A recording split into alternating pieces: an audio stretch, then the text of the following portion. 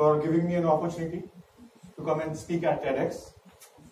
I'm going to speak on the topic managing happiness in I 4.0. When I was talking about I 4.0 to my wife before coming here on this topic, she actually thought this is a better version of myself. And we are in our 4th year of marriage. She thought and she thinks that probably this year I'm trying to create a better version to create more happiness. How many of you have heard of the term Industry 4.0, I 4.0? Wow, fantastic, so many. Well, I spoke to a lot of people. They actually thought that I am referring this as probably a better version of myself to create more happiness. And that's how we started talking about Industry 4.0.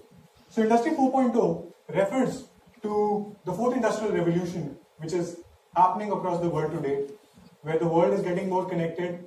There are smart machines, there are industrial revolutions, there are folks using technology to harness data. And the biggest aspect of the 4th industrial revolution is smart cities. Now, explaining I 4.0 to a common man was always a challenge. And I tried doing this, explaining my wife what I 4.0 is.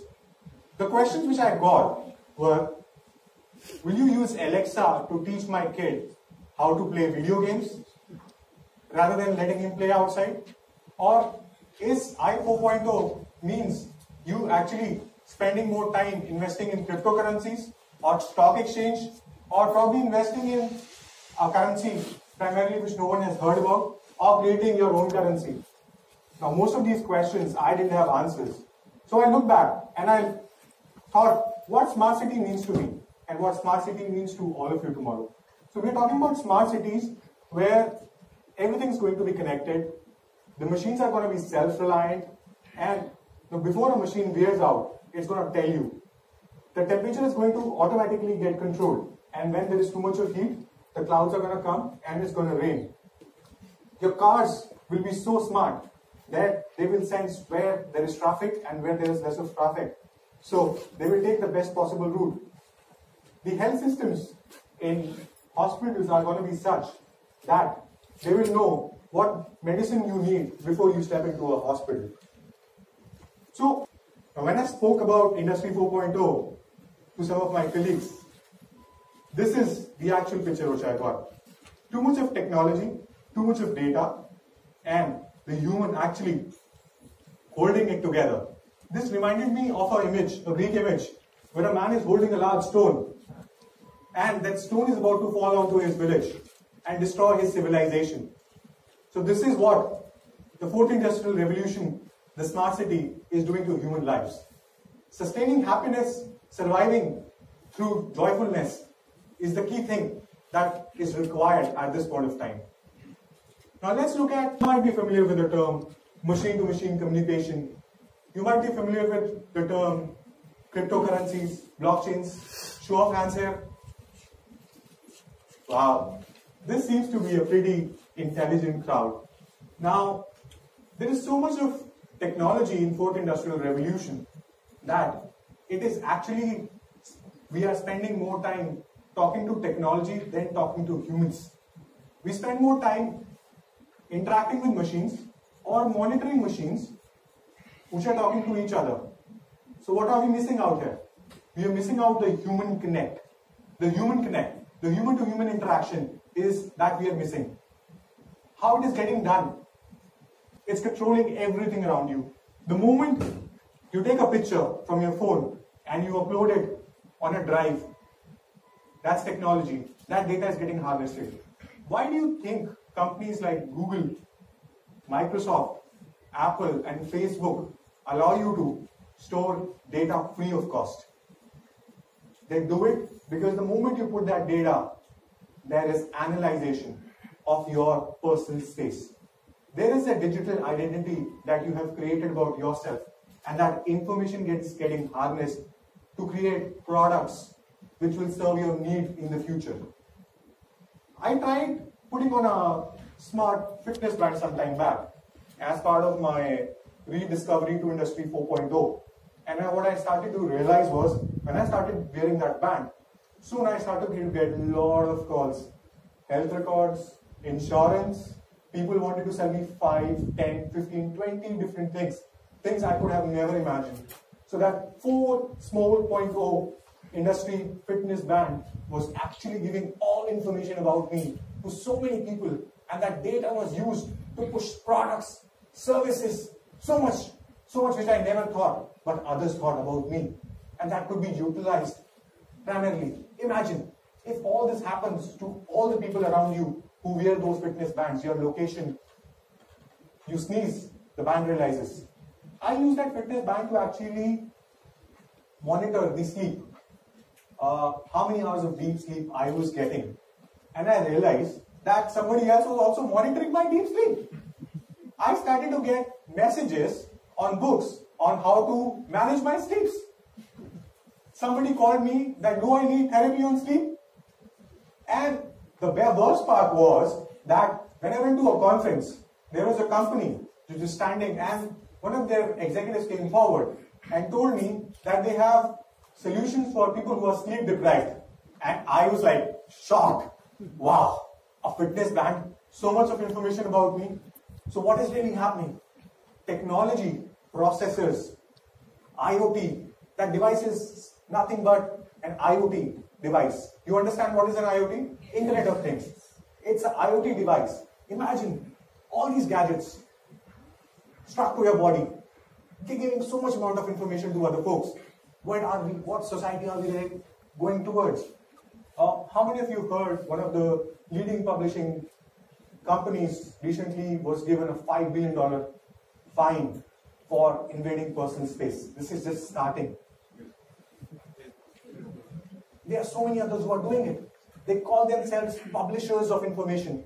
But what they do is take all your data, give it to a health company, give it to a telecom company, and all that is getting done today. And what they tell you, a dream, artificial intelligence, robotics, a dream about machine learning. But where is the human-to-human connect here? Are they taking you towards human-to-human interaction, or are they actually creating a new avatar of you, an avatar which you don't really control, but you're becoming a slave? This all leading to IoT, as they call it, is now nothing but personal space, the surveillance of everything that you're doing around. Your cars are getting smart, but while the cars are getting smart, they're actually monitoring you, they are measuring you. So you are constantly watched. So where are we heading? What's the solution? The enhanced surveillance, which the world is doing towards you, is actually trying to create a strong bias. This bias is to influence your thought process. This bias is to force you to take decisions. It is to influence your subconscious, your mind, to make choices, to buy products. And you won't even realize when this happens to you. You won't even realize then a thought is being given to you, and you will use that thought to primarily take action, to make a transaction. Because you have got money, you've got time. It's only pushing a thought to influence you, to make a judgment, to make a call. The next aspect is so much of virtual interaction. How many of you use Alexa or Google Assistant here? Did anyone force you to use them? Or do you use them by choice? Choice, right? So these choices are taken, but the idea is pushed onto you. And what it does, the moment you spend time more with Alexa, realize how much of your family time, how much of your me time, how much of your personal time you're giving away. There is no measure to it. And sooner or later, you're becoming a slave of technology. You never wanted a Google Assistant or an Alexa or a Siri, but all this is being pushed onto you through this simple subconscious influencing which is happening. The third most is social disorder. How many of you feel sad or happy when you see someone else's Facebook post, a person, a family, or a friend who is thousands of miles away? You react, right? You feel happy. Maybe a friend of yours in another part of the world bought a Porsche or bought a BMW, and you're like, wow, this is the life which I wanted to live, right? And you come back, you get frustrated, you discuss this, you spoil the relationship in the family, saying, I wanted to be there, I'm here with you, but what is this? This is social disorder. It's happening as we speak. It's happening to every one of us. And we are creating this social disorder and chaos because technology is controlling us. It's not us, it's technology. And we make these choices to allow technology to come to us. How many of you basically check the terms and conditions when you subscribe to any service or product? Do you check or you just accept it? So when recently Facebook changed its controls on privacy, how many of you actually went and read every control before accepting? All you wanted was access to Facebook. How many of you changed your controls, your privacy controls, your access controls, allowing some of these apps to steal data? Very few. That's the whole aspect. So a small company, how many of you have heard of Cambridge Analytica? Now Cambridge Analytica was one such company which came forward. There are so many Cambridge Analytica which are lying. And this information about your patterns, whom you like, whom you don't like, is told to the politicians. So they can push on again a message to you, a speech to you, maybe Industry 5.0, or a new digital era, or artificial intelligence being your slave. All this information is getting stolen. And we just do is accept, accept, and accept. So it's time to rewire and think nothing in life comes for free. All the information which you put today on Google or Google Drive gets stolen, gets hacked. There is something called as the dark web. How many of you have heard of dark web? Has anyone faced any problem with respect to dark web so far? So dark web is the layer beneath the internet, where whatever is there on internet, which is not public, is not accessible. That layer actually has so much of data. Whatever you have put on internet is available on dark web. You might have given out access to it to outside people, but that information is there. Now what happens these days is, suppose you put your information on a Google Drive, and Google Drive or Google got hacked, but they never told you, because there is no law in India that they are supposed to come and tell you. This information can be used to launch ransomware attacks on you. Your personal information can be used to create specific identities, and there could be threats specific to you, which can be there. Somebody can just call you, threaten you, ask for money, and that money is not going to be in INR. That is going to be money in a cryptocurrency, and you get transferred to a bank account you won't know. I have had friends who never used cryptocurrencies, but just to pay to certain people who were targeting them, they got their money converted to cryptocurrencies and paid off. So this is the reality that we are living in. So where all does this take us to? So let's go back. Let's talk about happiness. So what is happiness? We all are born with a specific set of happiness thanks to our parents. This happiness is 50%. It's passed on gene by gene. It's genetic. And it is there with everybody. The rest 50% is what we control. And you decide to happiness. This set point primarily is, and next you have voluntary actions. The circumstances is something which you and I can control, and the actions are something which we can do to maintain our state of happiness. So let's imagine I have certain state of happiness and I end up, so my baseline happiness is going to increase, and I will get that money. Post getting that money, if I don't know how to use it, over a period of time, I will normalize it. Now imagine me, after winning the lottery ticket, if I meet with an accident, and what is going to happen here is that to the baseline. So your state of happiness is momentary, and over a period of time, determine your happiness. And that's only 10%. But my friends, this 10% is the most critical part here. In certain circumstance, you can end up being limitless. And I mean limitless. You can charge up your body, your mind, and achieve plethora, which you can't unless you're controlled by technology or your subconscious is influenced by somebody from outside.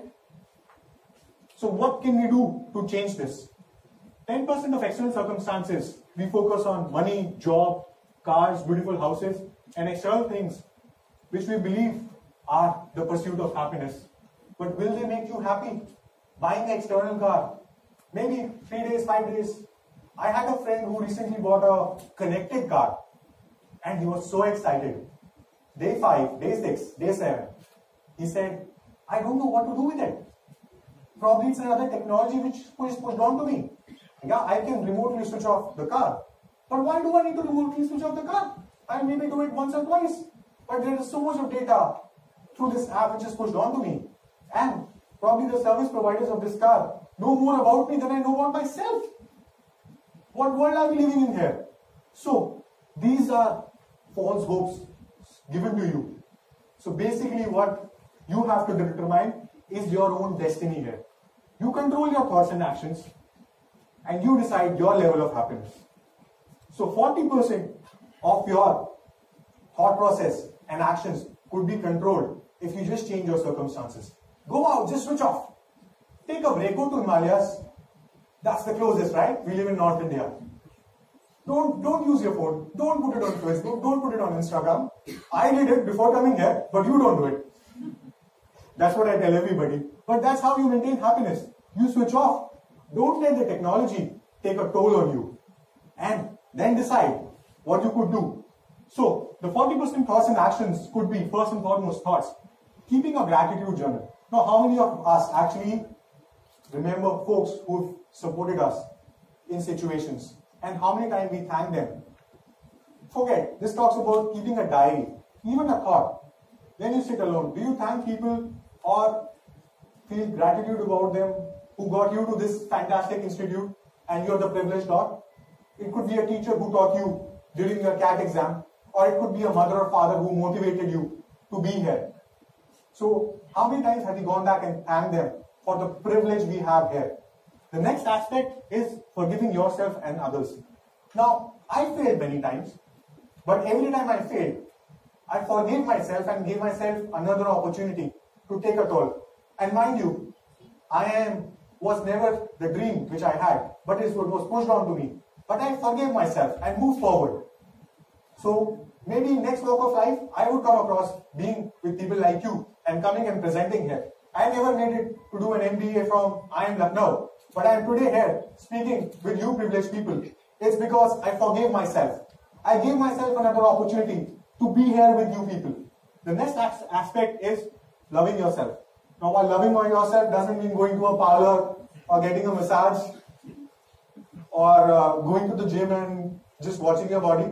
Loving yourself means taking care of your subconsciousness, understanding why you're here, what you're meant to do, what got you here. And if you disconnect technology, where will you end up being?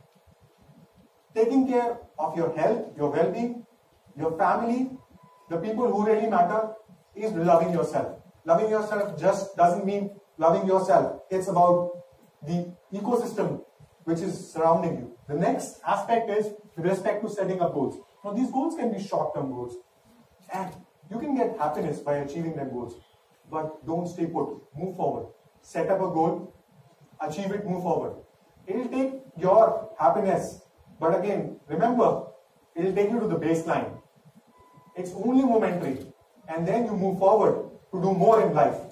The next aspect is probably meditating. Now that's really tough. One of the previous speakers actually told that it's really going. But you've got so many different types of yoga, so many different types of meditation today. Try it out. Give it a shot. You know, there is a new form of meditation with so many of these new fitness centers which are getting open in India. Or maybe once you cut off, try meditating. You know, it looks foolish on my part to talk about meditation here, but I have tried that. It worked for me, and I can surely tell you it is going to work for you. It brings about positivity. It creates those endorphins in your mind, and you will feel more happy. That elated state, that will allow you to keep going. That will allow you to face failure and move forward in life. The next aspect is action. Now, getting enough sleep. That's like really important.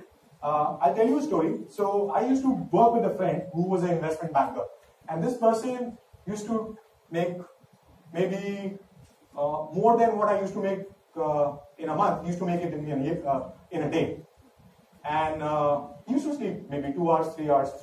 And post 5 years of our friendship, I met him. He had all the money. He had the best of the car. He got married to the woman he loved. He had a child. But in that time, what he lost was his health. He could not enjoy the money. He could not support his family because of what? He was sleep deprived. You will not be able to reap fruits of success if you are deprived of sleep. And sleep comes foremost. Even before coming here and talking, I took a power nap because I knew that my energy levels are going to go down if I don't take that power nap. And sleep doesn't mean 8 hours of sleep. It means taking those power naps, managing, ensuring that you do at least 8 hours. And what it helps is take care of your mind, your body. It allows more gray matter to get developed. It allows your tissues to reconstruct. It allows you to maintain peace and harmony with yourself. And it allows you to maintain peace and harmony and not to get irritated when people like me come and talk to you. The next aspect is getting exercise. Now, exercise is talking about primarily aspects of maybe going to a cult or going to a gym or doing yoga. No, I'm also talking about here doing exercise of the mind. So what is exercise of the mind? Solving problems? Playing Sudoku? No. Exercise of mind is actually allowing your mind to be free, which we don't allow today because we are so much involved with technology. We don't allow our minds to be free to run, to have a simple thought process, to be more innovative, to create an idea. How many times we get ideas, we never make a note of it and never move forward with it. So exercise is allowing your mind to be free, to be more innovative.